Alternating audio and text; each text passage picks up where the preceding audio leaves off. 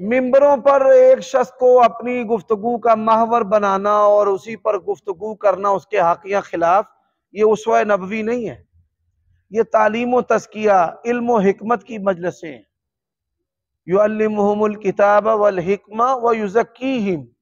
اب میں جمعہ پڑھاؤں نواز شریف کی حمایت پر، یا عمران خان کی مخالفت پر، یا پی ڈی ایم کی حمایت پر، تو سیاسی افراد کو اپنے خطبات کا، دروس کا موضوع نہیں بنانا چاہیے۔ علماء کو بڑے مختصر اور جچے تلے نپے جملے کہنے چاہیے۔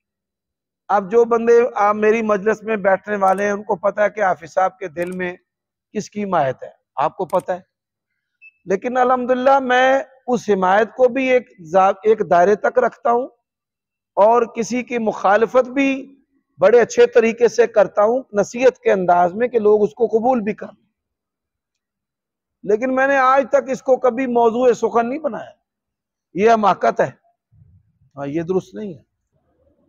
سوال ہے کہ ایک شخص نے بیوی کو طلاق دے دی ہے اور اس کی بیوی اس کے گھر میں ہی رہ رہی ہے، 6 ماہ تک اس کے گھر میں رہی، اس کا خاوند گھر سے چلا گیا، 6 ماہ کے بعد دوبارہ آیا تو اس نے دوبارہ اس سے نکاح کر لیا، کیا اس کا نکاح ٹھیک ہے؟ طلاق رجعی کے بعد بیوی جو ہے وہ اپنے خاوند کے گھر میں ہی عدت گزارے گی۔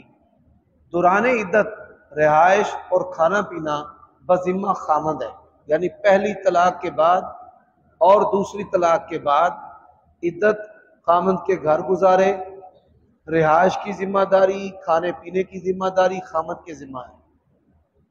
شریعت کا مقصد یہ ہے کہ میاں بیوی میں صلح ہو جائے۔ اچھا بندہ جو ہے وہ خود ہی چلا گیا کہ یہ تو میرے گھر سے نہیں جاتی، اور 6 ماہ کے بعد آیا تو رجوع کے لیے جو عدت شریعت نے مقرر کی ہے وہ گزر چکی تھی، اور پھر عدت کے بعد صلح کے لیے دونوں نے باہم نکاح جدید کیا ہے، 100% اللہ تعالیٰ کی شریعت کے مطابق کیا ہے، اس میں نہ کوئی حرج ہے، نہ کوئی شک ہے، نہ شبہ ہے، نہ کھٹک ہے، بالکل یہ ان کا عمل بالکل درست ہے۔ کہ عورت کی رضامندی کے بغیر طلاق کیوں ہو جاتی ہے؟ جیسے مرد کی رضامندی کے بغیر خلا ہو جاتا ہے، ایسے ہی عورت کی رضامندی کے بغیر طلاق ہو جاتی ہے۔ اللہ تعالیٰ نے اس کو حق دیا ہے اور وہ اپنا حق بروئے کار لاتا ہے، استعمال کرتا ہے۔